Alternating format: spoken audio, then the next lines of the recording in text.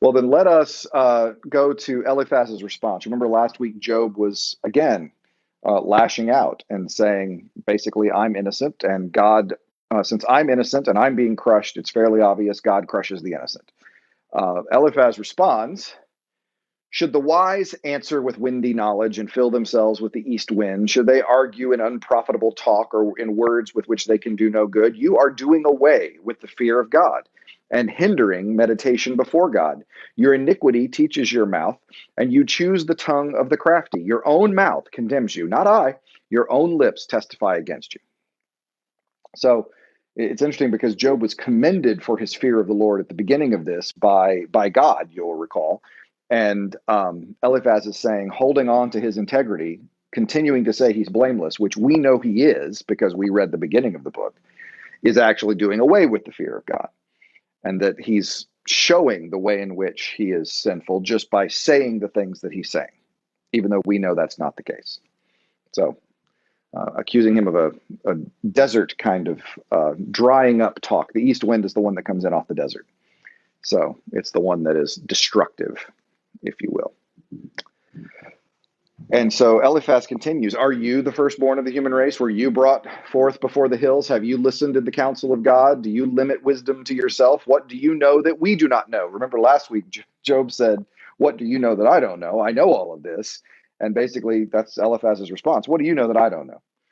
On this. What do you understand that's not clear to us? The gray-haired and the aged are on our side, those older than your father.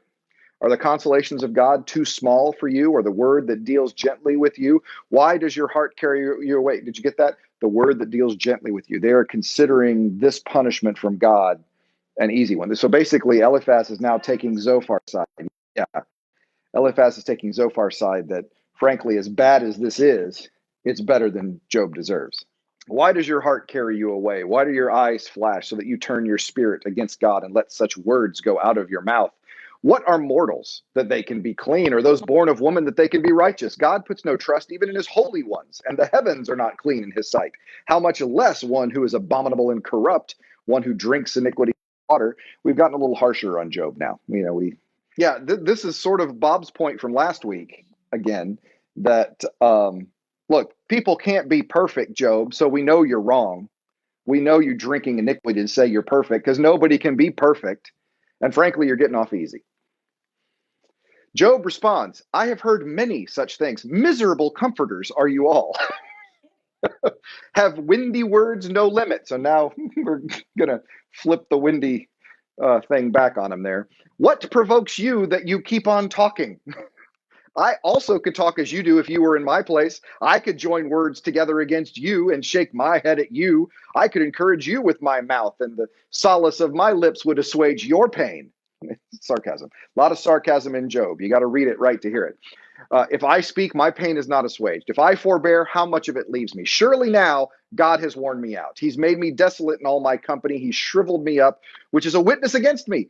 My leanness has risen up against me, and it testifies to my face. He has torn me in his wrath, hated me, has gnashed his teeth at me. My adversary sharpens his eyes against me. This is once again Job calling God his adversary and punning his own name. Remember, the name Job means adversary or enemy. And Job is an enemy to God, he says. God is Job's enemy in this, because even though Job knows he's innocent, his body is testifying against his innocence. That's what he's basically saying. I know I'm innocent, but my body is testifying against me because God is gnashing my teeth and makes me look like I'm guilty in all of this. God gives me up to the ungodly and casts me into the hands of the wicked. That's not a nice thing to say about your friends. Bildad the Shuhite answers, how long will you hunt for words? That's a weird complaint to me, because I think Job has not had a problem finding words up to this point. And as someone who's translated large portions of the book of Job, Job has no problems finding words. Yeah. I don't know that I would go with that, because I think the sense of Eliphaz's question is not, do you think you're the first person who's ever gone through this? But do you think you're the first person on the earth and therefore are wiser than all of us? Because of that notion of, because then he cites old age and tradition are on our side. Gray hair is on our side. Remember, so I think that he's comparing his traditional authoritative interpretation of history over and against Job, who apparently is acting like he's God's gift to wisdom and has been born before the history of all the rest of humanity. So I think that is an appeal to tradition more than I think it's the.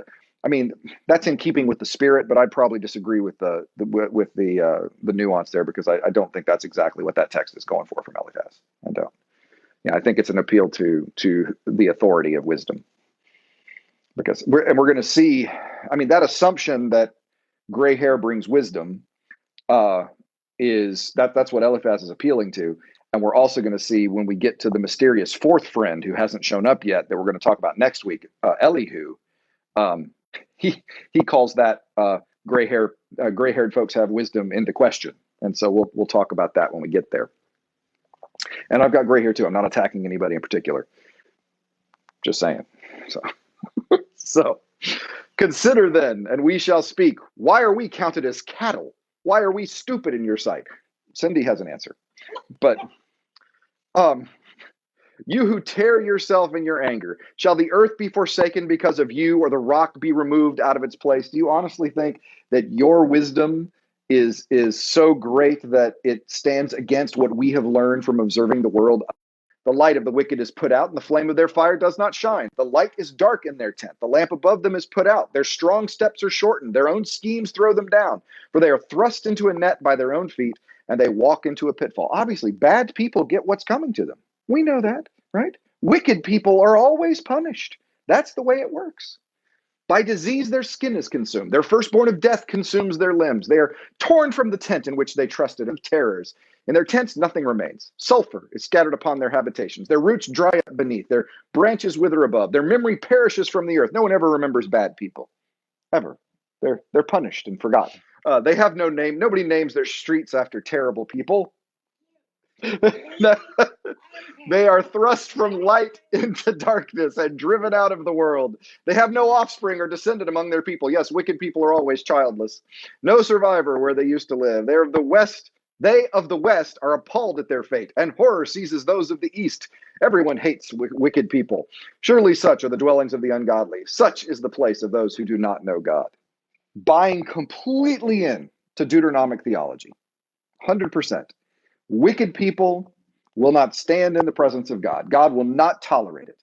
They will be wiped out. There is a reckoning. Job answered, how long will you torment me and break me into pieces with your words? These 10 times you have cast reproach upon me. Are you not ashamed to wrong me? Have you no shame to keep talking? I've had people I've wanted to say that to. And even if it's true that I have erred, my error remains with me. Even if you were right, who made you judge over this whole situation? If indeed you magnify yourselves against me and make my humiliation an argument against me, know then that God has put me in the wrong and closed his net around me. Even when I cry out violence, I am not answered. I call aloud, but there's no justice. So I'm trying to address the person who is causing my problem, and I'm not getting an answer. He has walled up my way, so I cannot pass. This is God, by the way. God has set darkness upon my path, stripped my glory from me, taken the crown from my head, breaks me down on every side, and I'm gone, uprooted my hope like a tree, kindled my wrath against me, and counts me as his adversary. There he is again. His troops, so again, God is to blame. God is the one who is Job considers God's adversary. God is doing all of this. God's troops come on together. They've thrown up a siege works against me and encamp around my tent. He's put my family far from me. My acquaintances are wholly estranged from me. My relatives and my close friends have failed me. The guests in my house have forgotten me. My serving girls count me a stranger. I've become an alien in their eyes. I call to my servant. He gives me no answer. I must myself plead with him. My breath is repulsive to my wife. I am loathsome to my own family. Even young children despise me. When I rise, they talk against me, and all my intimate friends abhor me. And those whom I loved have turned against me. My bones cling to my skin and to my flesh, and I have escaped by the skin of my teeth. Have pity on me. Have pity on me, O you, my friends. For the hand of God has touched me. That's not a good thing. Yeah, that's a bad thing. Why do you, like God, pursue me, never satisfied with my flesh? Like, back off is Job's message. Then we have a moment of hope. Oh, that my words were written down. Oh, that they were inscribed in a book. Oh, good news. We have good news for Job. Which words? All of his words or the words he's about to say? I think these next words. I think he is sort of making a public vow here, making a public statement that he wants to make special notice of. He does this again in chapter 31, where he wants to hear ye, hear ye. I now therefore declare, kind of a moment here. I was just spitballing up to now, but I've got some thoughts. Oh, that we were with an iron pen and with lead they were engraved on a rock forever. I know that my Redeemer lives, and that at last he will stand upon the earth. This is once again that hope for someone who can pull him out of this. Not It's a great song. That's the Worm song, isn't it? That's what I thought. He's not hoping God pulls him out of this. He's hoping the Redeemer can pull him out of this. The kinsman Redeemer, the one the umpire, remember, who can lay a hand on both of us. Yeah.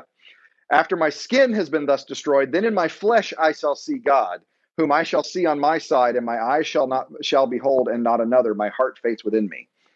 On my side is a tricky one, because that's an English idiom, which means with me. I don't know that that's what is conveyed in the Hebrew. I think it's possible that Job is once again looking for that he is looking for someone who both of them are standing in front of. That God is on the same side of the legal argument, or the legal challenge. God makes his case, exactly. Right. Right. I have no idea who he would be thinking about, because we don't have any indication. First of all, this is an interesting confession, because the kinsman redeemer is the one who helps the person out of debt, who takes care of the widow or the orphan, or the one who needs help. The closest relative takes responsibility. We don't have that sense that Job is thinking. I mean, it seems to be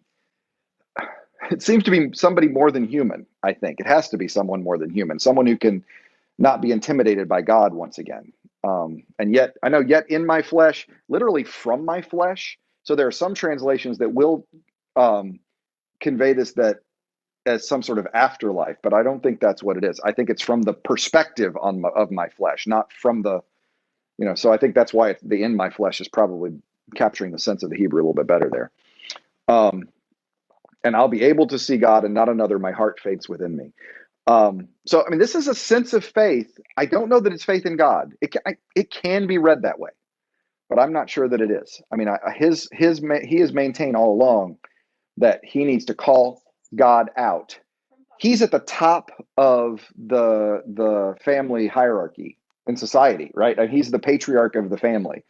A kinsman redeemer, it doesn't come to the patriarch. The kinsman redeemer, you're not the patriarch if you need a kinsman redeemer.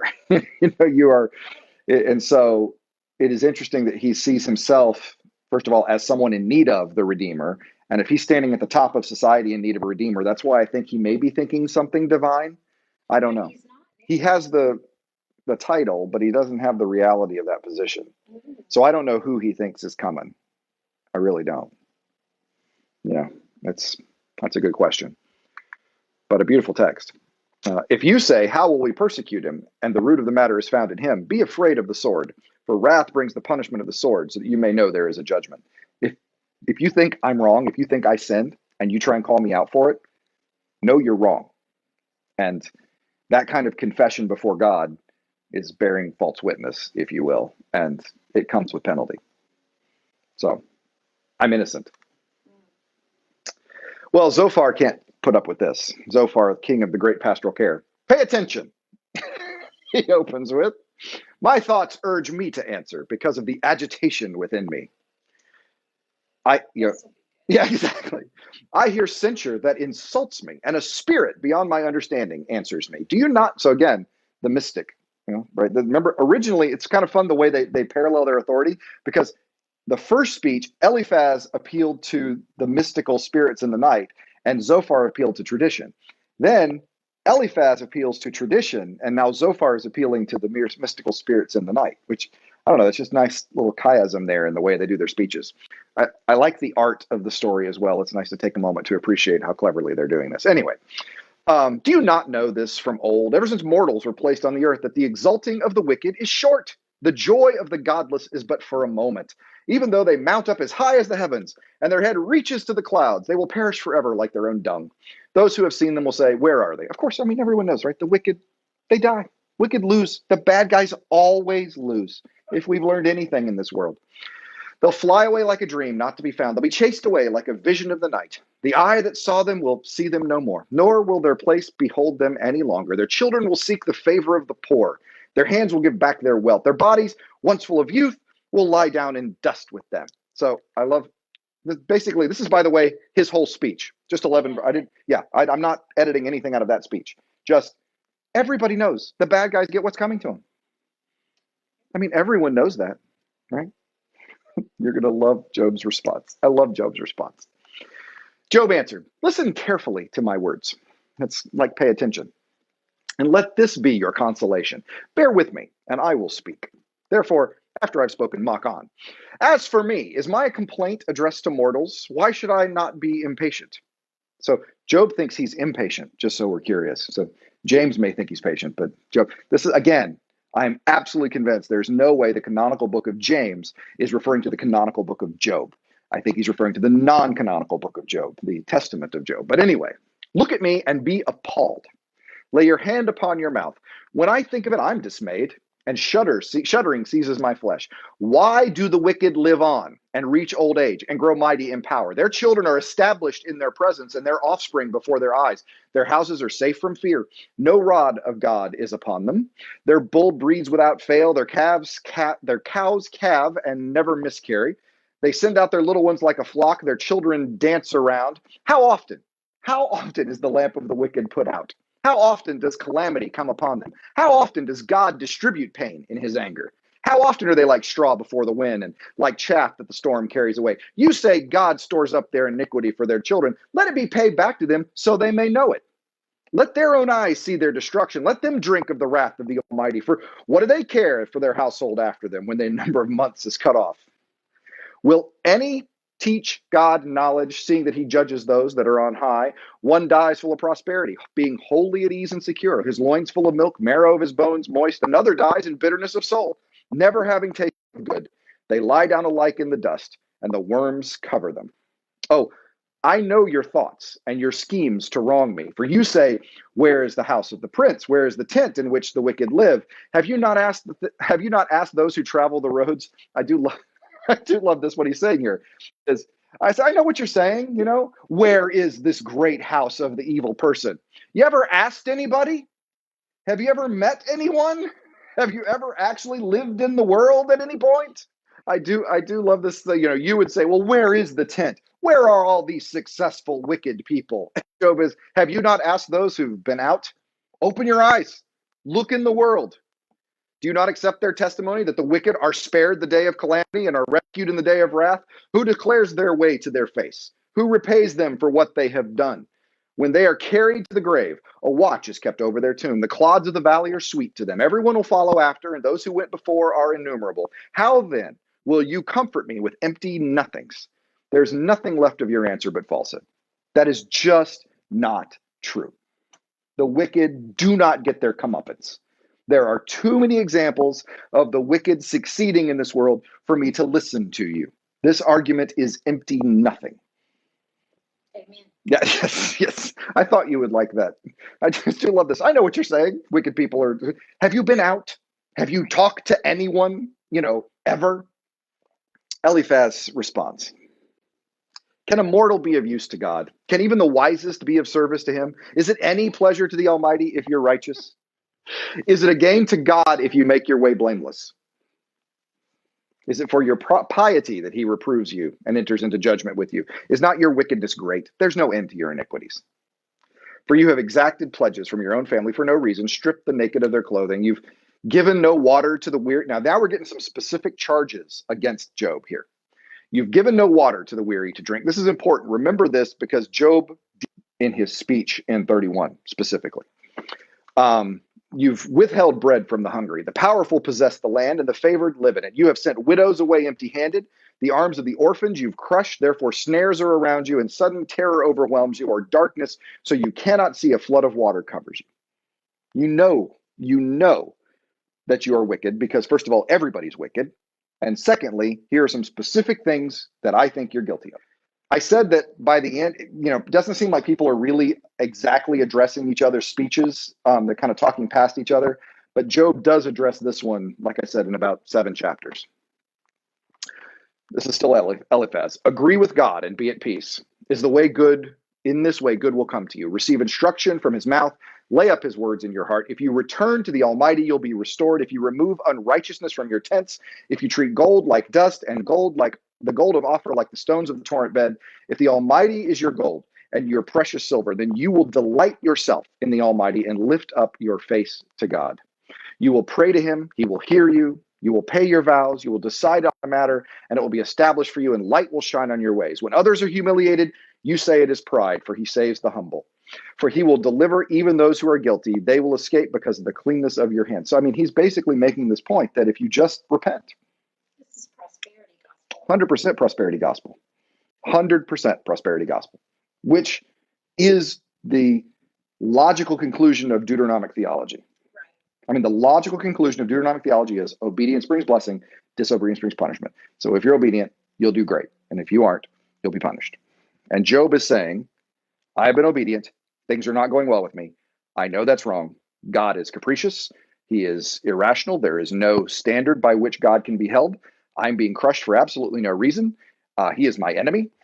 And friends are all saying, you are giving up all of this orthodoxy. You are forsaking the fear of the Lord. You need to repent. First of all, nobody can be righteous. Let's start there. So repent for the fact that nobody's righteous. Well, we know from the very beginning that nothing that happens to Job is connected to behavior. And so the friends are wrong from the very beginning. We know that, though they make some really good arguments. I get that, but there's also got to be some fear for them in this, because on some level, Job was the best of them, and he had achieved. So are they trying to figure out what he did so they don't do it? Basically, they're trying to fit what has happened to Job within their understanding of the way the world works. Yeah. They're trying to find meaning in this. Yeah, absolutely. If Job is the best of them and this happened to Job, then this could happen to them. So it can't happen to them. We can't let that happen. So we've got to explain this in a way that fits my understanding of the world. So it is a desperate search for meaning, but of course Job takes the hit on that. Yeah. It's the problem is that their discomfort with Job's irreverence in this is really the source of all sorts of problems. If I did a what if Job's friends had done good pastoral care alternate reality. I rewrote the book of Job. It's like 300 words if they were done good pastoral care. And basically, if they could have lived with Job being irreverent because they know when people are upset, they sometimes say things that like that, this whole story plays out different. But they couldn't let this abide. They had to respond to this. Job answers. Today also my complaint is bitter. His hand is heavy despite my groaning. So yeah, I've been groaning to God and I'm not seeing anything. Oh, that I knew where I might find him. Oh, that I might come even to his dwelling. I do love this. I'm going to go and seek God out. If I knew where I could find God, I'm about to show you a verse, Cindy, that may become a new life verse for you in some way. Are you ready? I would lay my case before him and fill my mouth with arguments. I would learn what he would answer me and understand what he would say to me. Would he contend with me in the greatness of his power? No, but he would give heed to me. So in other words, am I going to beat him because he's God? No, but I promise you he's going to hear me. I don't know, for some reason I thought of you when I read that verse. It's like, am I going to win? No, but he's going to listen. I can promise you that. There, an upright person could reason with, what's that? I told you would like that. An upright person could reason with him. I should be acquitted forever by my judge. If I go forward, he's not there. Backwards, can't perceive him. Left, he hides and cannot behold him. I turn to the right, cannot see him.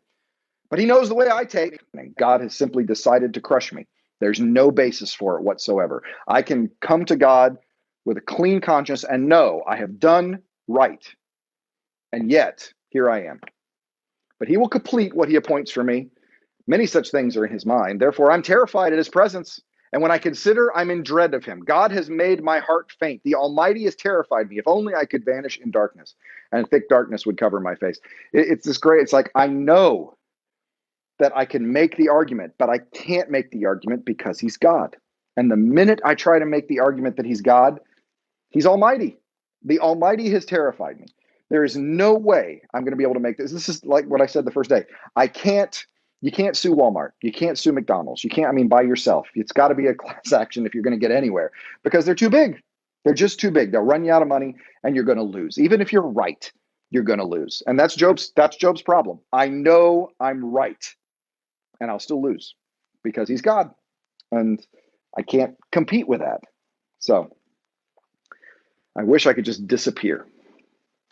And this is amazing. This is him going back to why he believes this, right? Why, he's already kind of accepted he is innocent and now he is suffering. And so there are those who snatch the orphan child from the breast and take as a pledge the infant of the poor. And they go about naked without clothing. Though hungry, they carry the sheaves. Between their terraces, they press out oil. They tread the wine presses, but suffer thirst. From the city, they are the dying groan, and the throat of the wounded cries for help. Yet God pays no attention to their prayer. They're children who suffer in this world, and God seems to be doing nothing about it. Here we go. There are those who rebel against the light, who are not acquainted with its ways, do not stay in its paths. The murderer rises at dusk to kill the poor and the needy, and in the night is like a thief.